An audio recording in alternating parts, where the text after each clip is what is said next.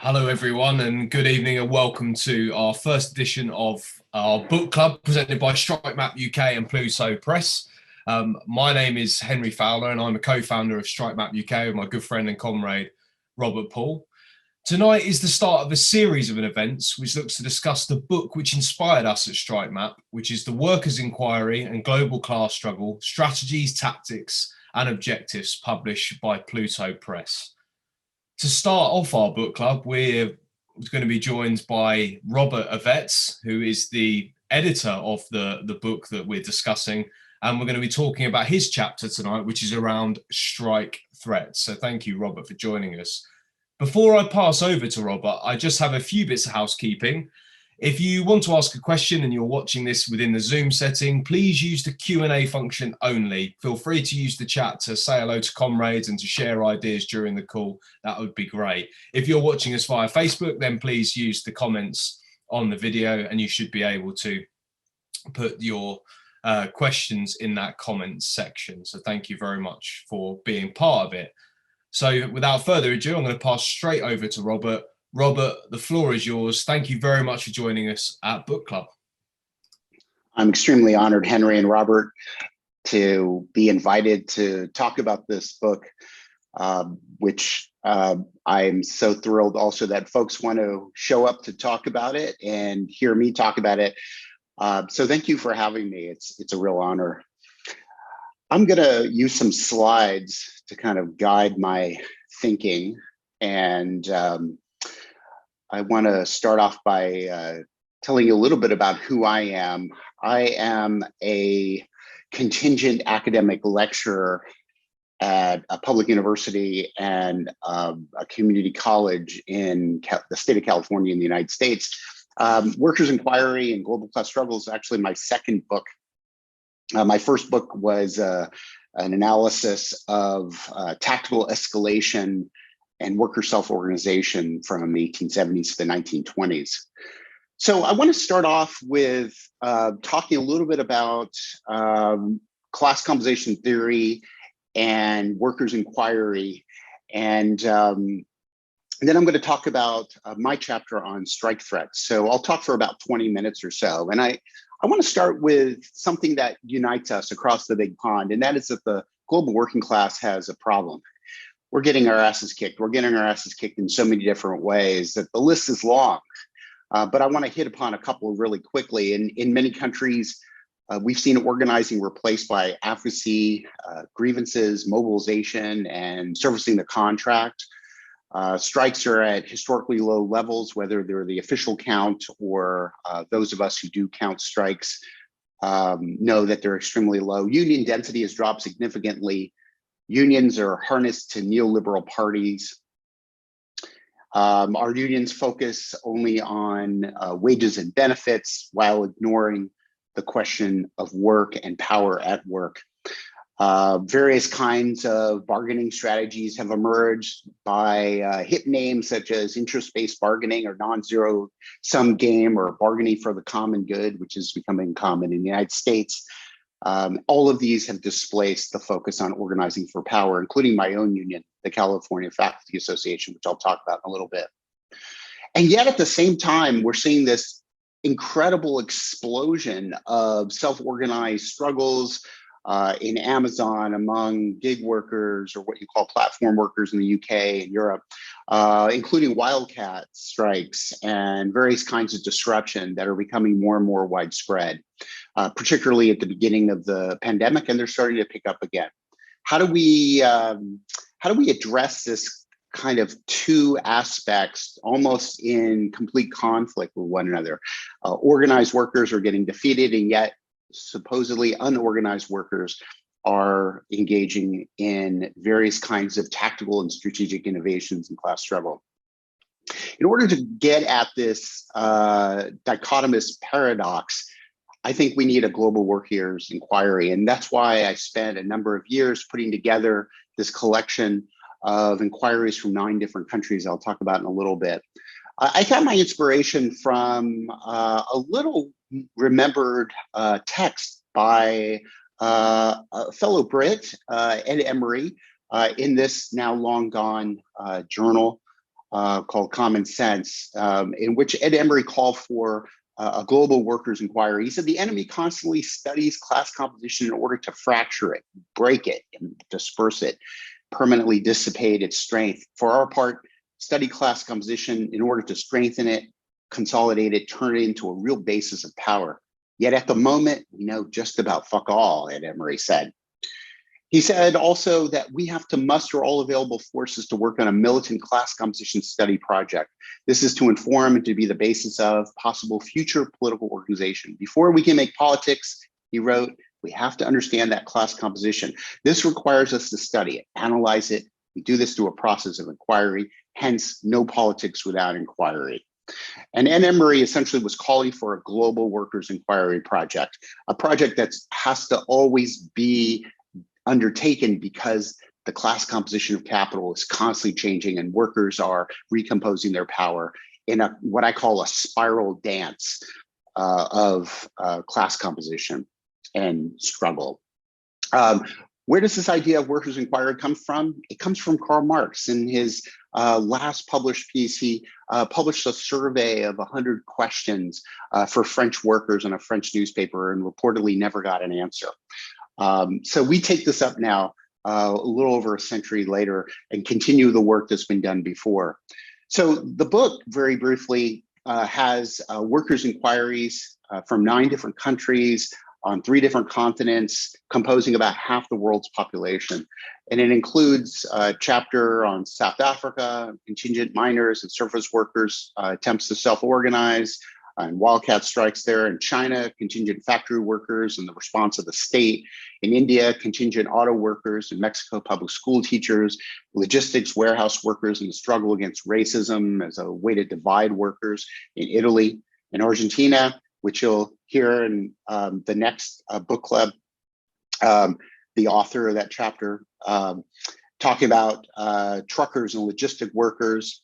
My chapter on university professors engaging in strike threats, and Turkey, transport logistic workers. And finally, a chapter in the UK from the Notes from Below group, kind of summarizing many of the different workers' inquiries that they've published from these different sectors. So it's quite an expansive book. And it's really an attempt to contribute to the work that's been done over the last 40, 50 years in order to begin to engage in workers' inquiry, but to take it to the next level, to take it to the global level. And the reason why I did this book, why I edited these pieces together, is because I think we need a different set of tactics and strategies. We need to learn from what workers have tried before in organizing, and we need to study very closely the class composition of capital in order to devise a new series of tactics and strategies by which the working class can recompose its power. What do these terms mean? Well, class composition, which I'm going to break down for in the next couple of slides, is the theory that informs workers' inquiries. Workers' inquiries are the methods. So these two go together. They are integrated with one another. The workers' inquiry approach in trying to get at the class composition was really rediscovered in the 1950s and 60s by the French groups Socialisme Barbarie and Quaderni Rossi in Italy and in France. These two groups were working on this almost without knowing about each other at the same time. So there's essentially 3 objectives of class composition theory and workers' inquiry.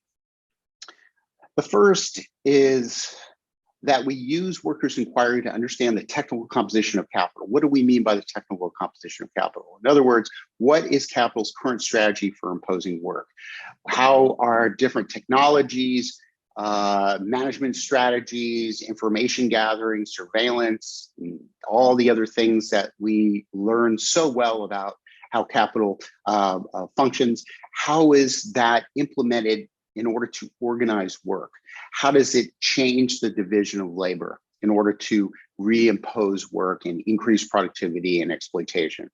So in other words, what's the current management strategy that incorporates technology and wages, insourcing, outsourcing, hire and fire as you're engaged in a struggle in the UK?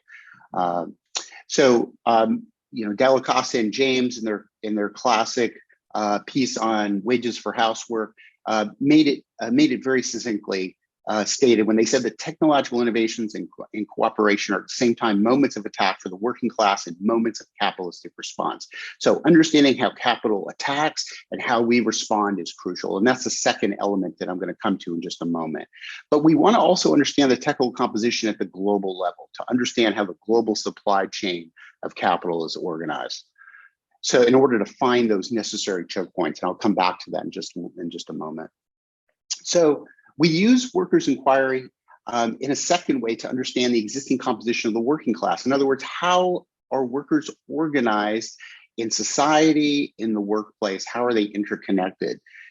How has capital introduced these changes to work, to the organization of capital itself, in order to decompose working class power, in order to defeat us in the last cycle of struggle?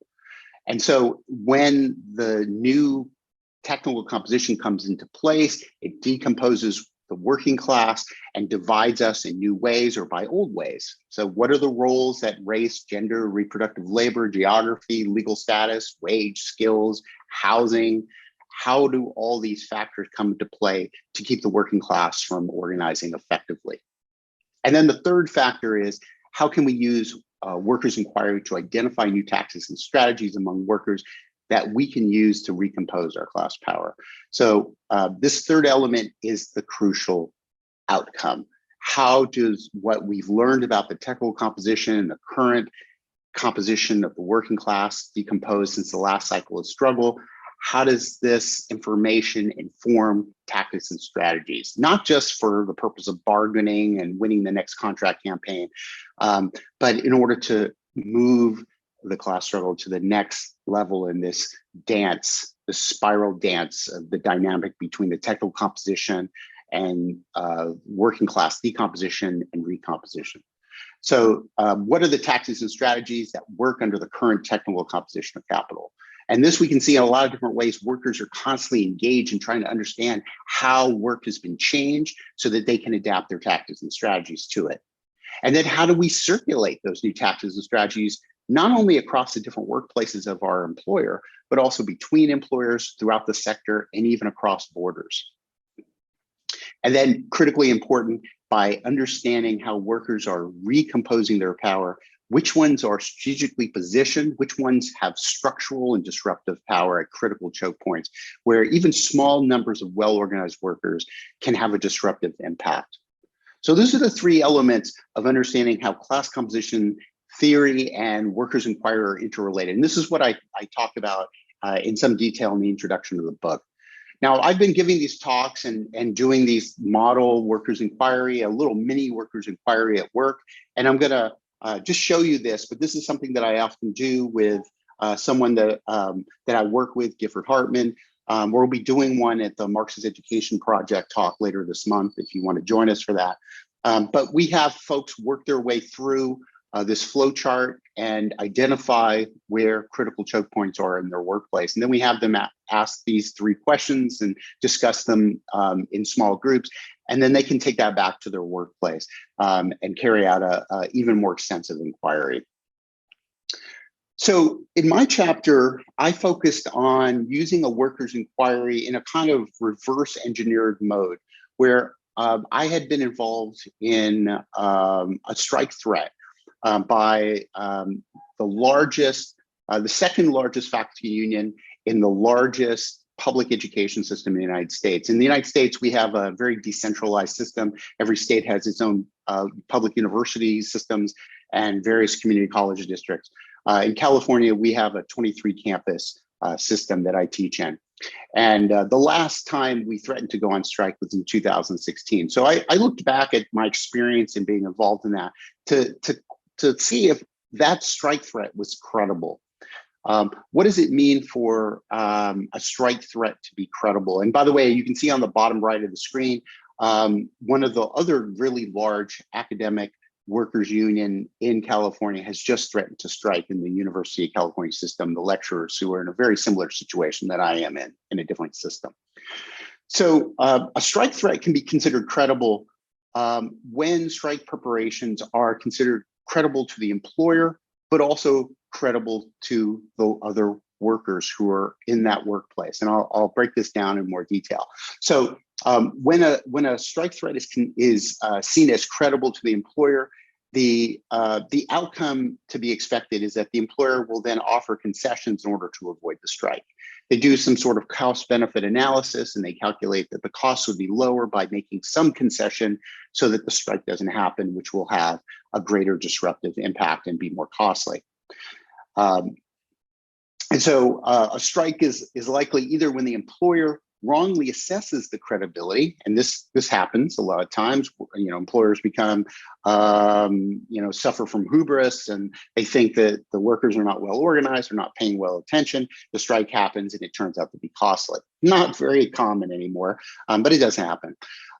Whereas an uncredible strike threat will likely result in an unsuccessful strike. The strike will dwindle after its set period of time, or if it's an open-ended strike, the workers will go back to work, and they'll end up with the same that they would have gotten at the bargaining table before they went on strike, or even less.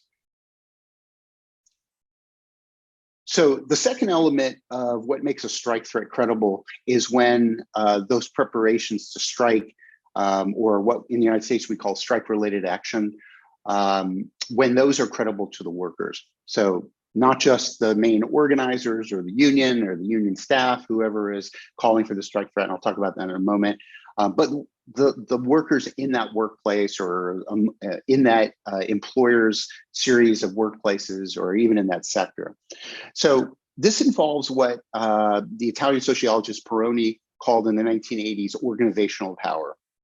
It's these terms are widely used in the labor studies field, and I kind of flip them in a different way. And they've been updated recently, so I'll talk about that. But I think some Peroni's basic concepts are still very useful. Organizational power essentially tells us from the bottom up, are these workers self-organized? Do they direct the planning and organization of their strike threat? Or is it staff driven, and is it coming from above? Is there a visible supermajority of member commitment? This is something that Jane McAlevey, who organized in the healthcare field, has gained a lot of notoriety lately. Very useful idea. She teaches us how to do these structure tests to figure out, do we have supermajority of 80% or more of workers who are committed and ready to take action? But I think there's another element involved here as well, is there a proportionate tactical escalation? In other words, do those who are trying to organize for a strike, do they engage in low intensity, low risk action, and then increase tactical escalation as they recruit more to be involved and commit to the strike? And then, is there extensive public determination to strike? Do you have workers who are publicly, wearing the t-shirt, wearing the button, walking the halls? Are they engaged in the pickets? Are they engaged in planning? Do you have a public strike vote, right? So there are a lot of different ways to measure that, and these are part of those different structure tests that McAlevey talks about. So is this publicly done? And is there sufficient disruptive power? Now, this is where Peroni's ideas have been updated. Peroni talked about structural power as having an element of disruptiveness, although later on, when his work was translated after he died and republished, the idea of disruptive power really kind of got downplayed. But I think Wilson and Ness have kind of brought this back into prominent with their book Choke Points.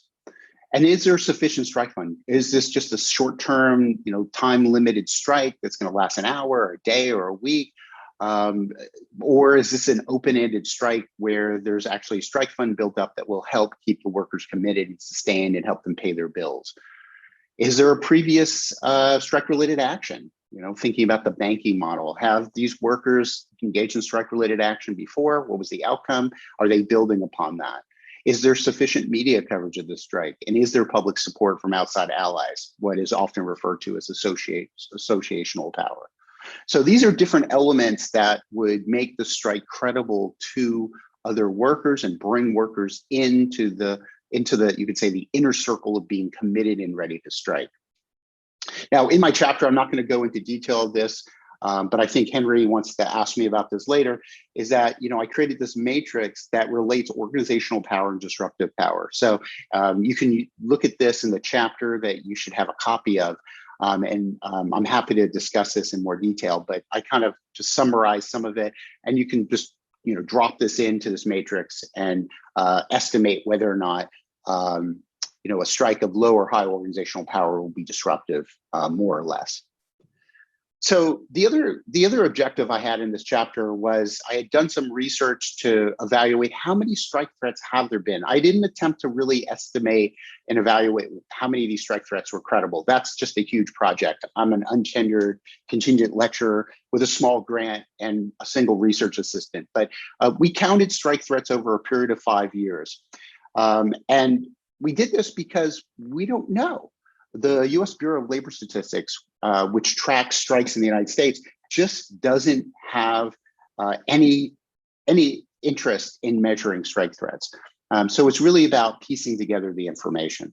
In fact, they don't even measure and estimate or report most strikes. And that's because the BLS only measures strikes and lockouts when there's 1,000 or more on strike or locked out. Right now, you've probably heard about the St. Vincent's hospital staff strike in the United States. It's gone on for 3 months. Well, that's not even going to get counted by the BLS because there's only about 800 workers involved in that strike. So this was all changed several decades ago. And so now really only 0.3% of US businesses even have 500 or more workers. So very few strikes are actually measured. And we shouldn't make the mistake of using the official count of the number of strikes for an actual estimate of how many strikes there actually are, let alone strike threats. So what we did was we engaged in interviews. We looked at self-reporting by employers and unions, and then we also scoured media databases looking at media reports on strike threats. And I'm not going to go into a lot of detail on this because I've only got a few minutes left, but I talk about the methodology and then which sectors we actually covered. So we did these interviews and surveys with workers and also union staff from these different sectors. And this online survey included about 4 dozen respondents. And we had 10 structured interviews, and the interviewees were from these different sectors. And what we concluded was that the number of strike threats, and these are strike threats that are settled. These are not strike threats that resulted in strikes. So we excluded all of those that turned out to result in strikes. And we found that the number of settled strike threats, and these were strike threats where the workers had decided not to strike and got some sort of concession, is we found that there were 97 in this 5-year period that we studied, with over 700,000 workers engaged in them. And these are from the reports, right? So this is a rough estimate. And it's probably not a comprehensive count. But it was the best that we could find in several months of doing this research. And we found that the percentage of strike threats was about a little over a third higher than the actual number of reported strikes in that 5-year period, and 200% number of workers involved in them. So again, these are not credible strike threats. We didn't attempt to assess their credibility, just that they were strike threats that did not result in strikes. By comparison, the BLS found 72 strikes and half as many workers actually going on strike. So what I did in this chapter, and you can look at it in more detail, is I developed a credible strike threat scorecard, and I assigned points to these different elements of what would make a strike threat credible. And then I looked at our own strike threat from my experience being involved in organizing on 2 campuses, because I've taught at 2 different campuses in our 23 campus system. And of course, this is only based on my immediate experience from those 2 campuses. So it's limited in that way. But what I found was that if you look at the bottom, according to my scorecard, out of a total of 42 possible points, our strike threat only would have failed essentially if it was a student in one of my classes. They got 12 out of those 48, so about 28.5%. So a very, very low score in terms of credibility.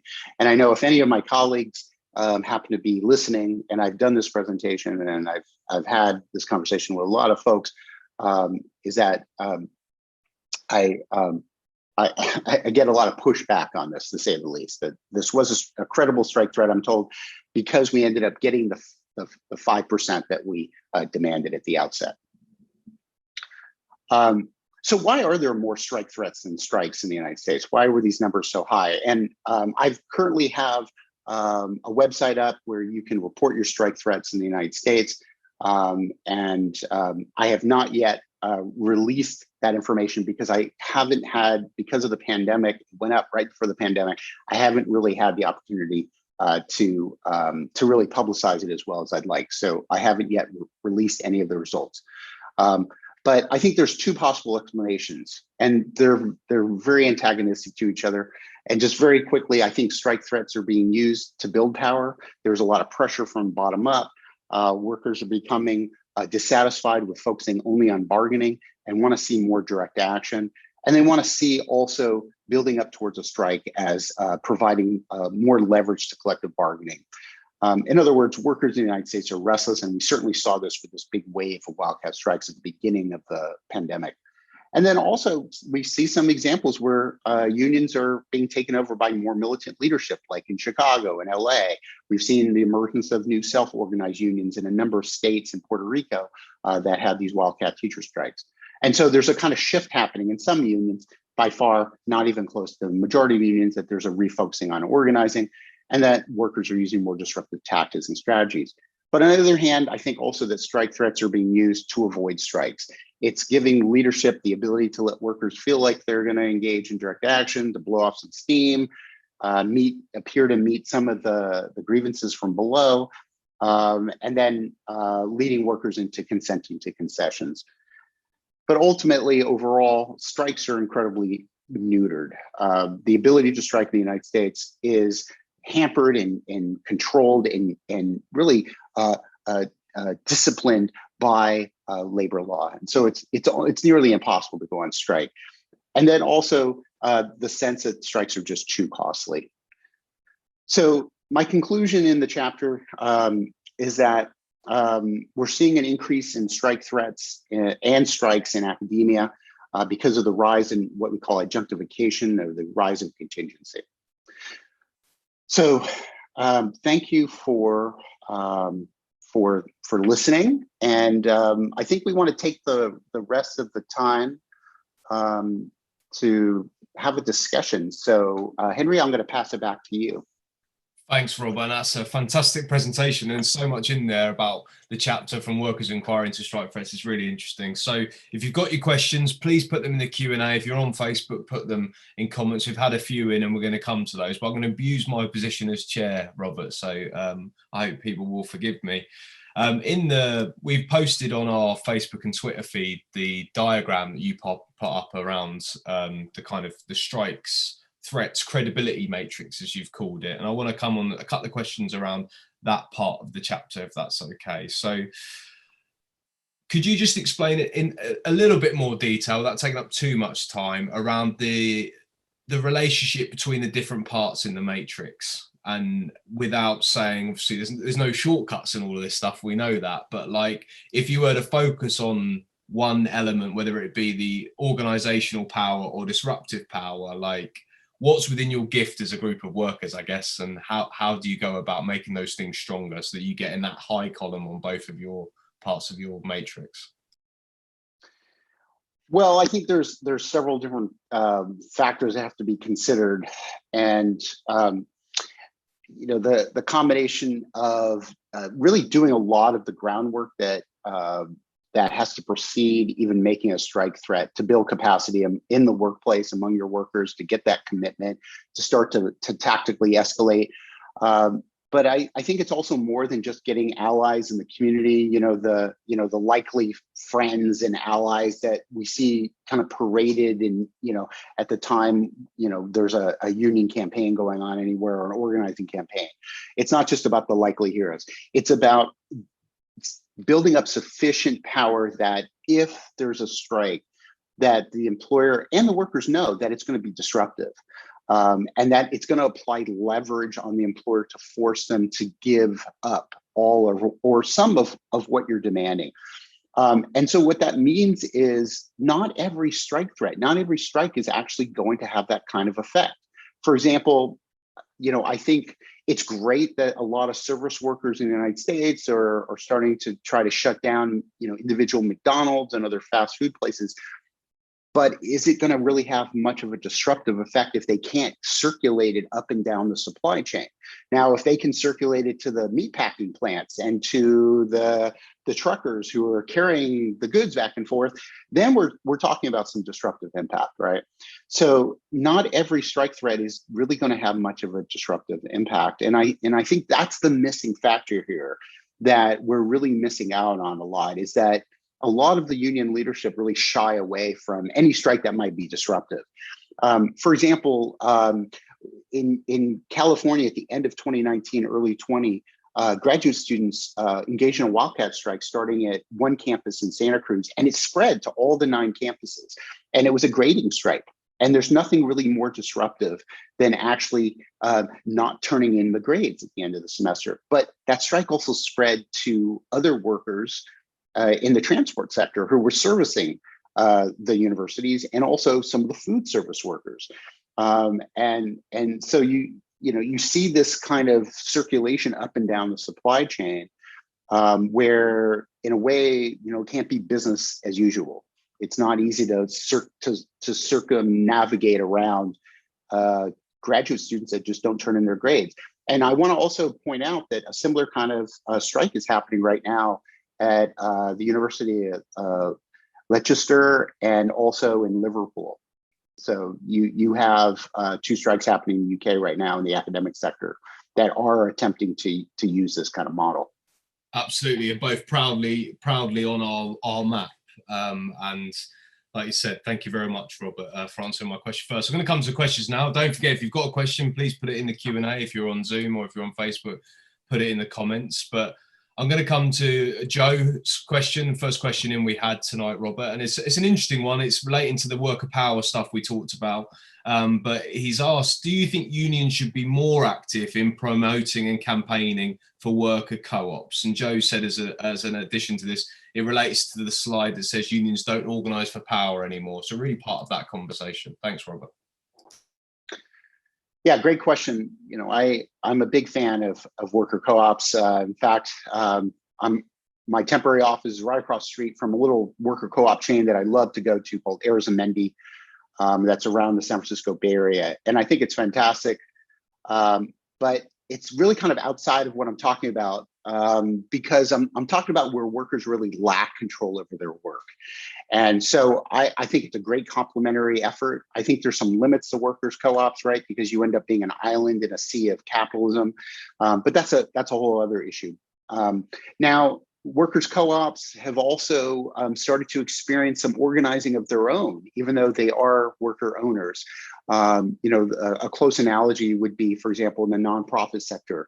And I know, not very few nonprofits are co-ops, but we're seeing a lot of organizing in the United States, and probably the area where workers are really organizing the most is in the nonprofit sector. Just almost daily, there's a new organizing campaign being announced at nonprofits.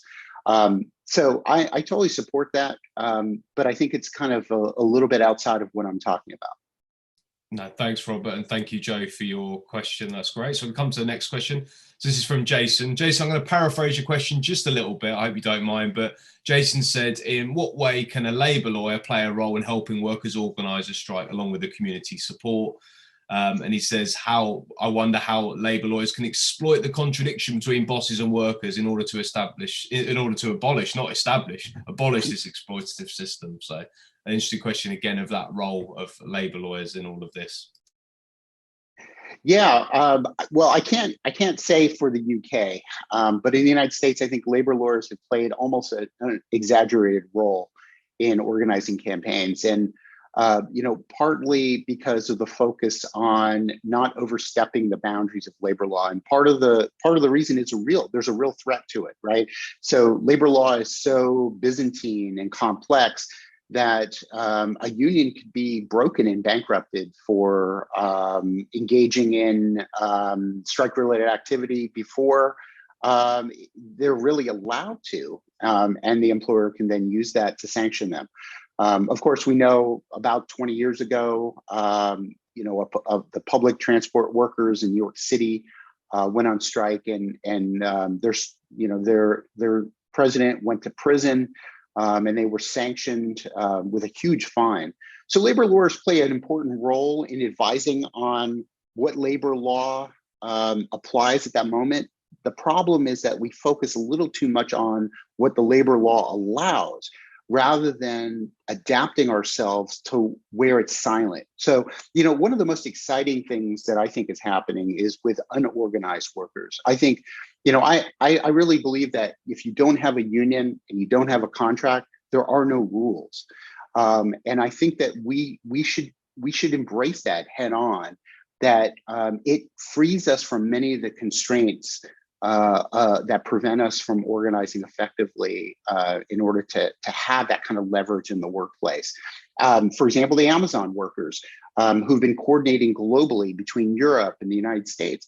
You probably heard that there was a walkout in a Chicago warehouse the day that it was announced that the formal union organizing campaign in Alabama lost miserably in a vote of almost 2-1.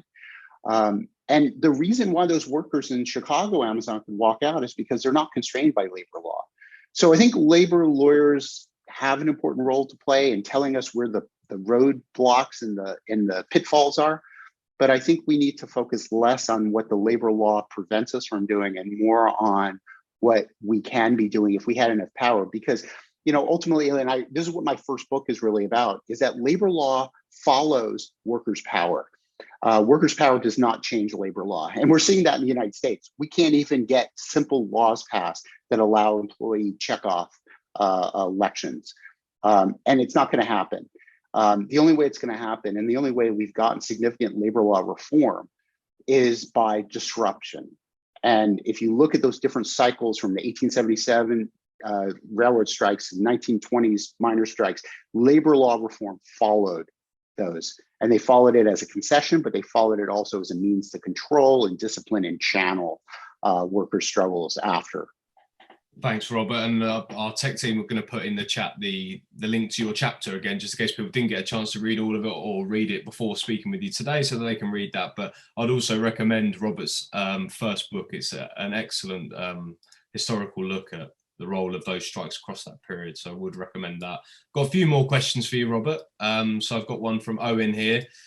Do you have any tips for how to generate commitment to meaningful strike action in a convivial workplace where people use personal connections to apply informal pressure to get colleagues to compromise on strike action? How do you keep that union group strong, a group of workers strong? And it's a tough one, and something that we constantly think about as organisers when we're meeting and speaking with groups of workers and our colleagues in that. Yeah, I don't want to disclose too much detail about what I'm currently involved in, but I'm happy to talk to you offline. But I think that what's really important is building those personal relationships and identifying and communicating with your work colleagues in such a way that you're not pressuring them to join or pay dues, but you're building a system of mutual aid, so that fellow workers can come together around issues that affect us immediately. And I think that those small struggles that we can take on and win are really important for building that momentum and building that commitment that I was talking about before. And that means having a really solid network of what you all call stewards in the United States. We call them stewards, but we also call them reps. Having a system whereby there's multiple channels of communication where issues and information is flowing to the committed, you could say, inner circle of organizers, and that information is flowing back to folks that are kind of on the margins or maybe not even committed. And then being able to really selectively and strategically pick issues that you can organize and fight and win. And then that demonstrates that you can build momentum that brings people in, it keeps them committed, and it shows that it's not just a fool's errand, and that and then. But also an important aspect to that is the constant tactical escalation. Once you start winning, you've got to ramp up the pressure just a little bit at a time, because you don't want to leave people behind. You don't want to go too fast, because if you lose that support, that's when you start getting defeated. So I think personal connections, picking issues that are really crucial and strategically important that you can win, and then tactical escalation. Those are, that's what I'm working on right now with a group of people. And I think it's important. And sometimes you have to build from scratch, that it's not there. And so you have to recreate it yourselves. Thanks, Robert. And in our next episode of Book Club, which will be next month, we'll be discussing with Dario around Argentinian Truckers Union and how they've built the organization that they have, related back to choke points and supply chain organizing, and then how you can build that power, essentially, how it can start and you can build that. We've got a few more questions. They're coming in a bit thick and fast now, Robert. Let's try and get through as many as we can. I'm going to Henry, can I just add one other thing to the last thing I was talking about? Yeah, go ahead. And the other thing is learning from each other, of going beyond just your individual workplace and really sharing ideas and tactics and strategies and what works, and coordinating across different locations. I think that's also really important. Okay, we've had a question from Facebook from a good comrade of ours at Strike Map, George Burnett, and he said, is it possible to circulate those slides, Robert? Would you be happy with us sending those out to people who have signed up? Nice, easy question for you. Yeah, sure. Absolutely. Fantastic. We can make that possible, right? Great. I'm going to come now to a few more questions. Another one from my co-founder of Strike Map, Rob Paul. He's asked, do you think the digital age helps or hinders organising? Obviously, a big issue now through the pandemic. Strike Map is a child of the pandemic and the digital organising age. So that's an interesting question for you. Yeah, I think it's both a threat and an opportunity. For the last year and a half, we've been trying to organize remotely, and it's been great for getting people to come to these kind of Zoom meetings, although I think that we're starting to get burned out on this. So thank you for being here today. But I think it's really easy to just not click on it. And it's a lot more effective, I think, to continue to do those one-on-ones, to really build those personal relationships. Social media is really great for getting that information out immediately. But I'm not sure that it's really that effective for an organizing tool. I think some of these new tools are great for tracking and maintaining and keeping information and centralizing it and making it accessible. But I'm not really convinced that the old approach of just door knocking and, one-on-one conversations and doing some of the things I just talked about are a replacement. And I think on another note, my next two book, I'm working on another book that's going to be after my next one on nonprofits, and how nonprofits have really rechanneled away a lot of these classic organizing techniques and turn it into mobilization and using social media. I think that we have to be careful that we don't take it down that road, because I think that there's a lot of dead ends on that road. In short, there is no shortcuts for good hardcore organizing. So thank you, Robert. I think we find a lot of people agreeing with that. So thank you very much. So a few more questions. We're coming to the end now, so please do post your questions and we'll try and post those to Robert. So Cad Jones has asked, do you think Joe Biden's publicly pro-union attitude encouraged the unorganized to get organized and the exploited to demand more via strike threats? So what role do you think sympathetic administration, or a supposedly sympathetic administration in voice anyway, around workers' rights and around being pro-union, what effect do you think that will have? Well, I think, in the United States, we have essentially two wings of the same party, and, it's a duopoly. And I think that the Democrats get a lot from symbolic performative appeals to labor unions, but they're losing the working class vote. And so I don't really take these as having very much substance, honestly. It turns people out to vote, but they don't deliver. And I think that, what is being called the PRO Act right now, it looks like it's dead in the water. And I don't see the Democrats really putting any political capital into getting it passed. So I don't really put a lot of credence into public displays of sympathy. Very straight to the point. I like that, Robert. We'll get a few more questions as a result of that. So thank you very much for that. So Dale's asked, Do you, Robert, have any suggestions about how to promote the circulation you've described in the examples you cited? Was this spread organic or part of a deliberate strategy? So how do we upscale and generalize and grow that struggle, especially strikes when they happen? Yeah, well, I think, using a diversity of communication tools, we just talked about social media and some of these other tools. I think old style media is still really important. I'm a real big believer in print media and broadcast and radio. But I also think there's nothing better than just holding strategy meetings with other people and having these cross-fertilization conversations. I'm having it with some folks in the UK right now with Strike Maps UK. These are really essential for circulating this. And, I think there's just a great model going on. I just keep plugging them, but the Amazon workers, you have workers who are working under horrible conditions, very low paid, and yet they have built this emerging global network where they can coordinate their actions and their struggles. Same thing with Deliveroo workers and Uber drivers as well, have been able to do this. So, and they're using all of these different tools. So keep trying a tool until it works, and just to continue to share what we're doing, what works and what doesn't work. Thanks a lot, Rob. I'm going to take two more questions, then we'll look to sum up, if that's okay. We're a little bit over time, but I think the conversation and discussion's a really important one. So I'm going to come to Sophia, who said, are there lessons to be learned for unions and organisers in the Anglosphere from Scandinavia, Germany, Northern Europe, and on the other hand, France? So are there lessons to be learned? I guess your answer in short will be yes. Your book is a fantastic example of that, but anything specific you want to add further to that, Robert? Well, that's a great question. I teach political science, and one of the things that I'm really focused on as well, in particularly in my own teaching, is how we have to be careful about how we translate our gains into actual institutionalized reforms. I think those become a choke harness that can actually stall and divert and dissipate what can be accomplished through self-organization. And I'm glad you brought up, the Scandinavian countries, because social democracy has now been turned into essentially the party of neoliberalism.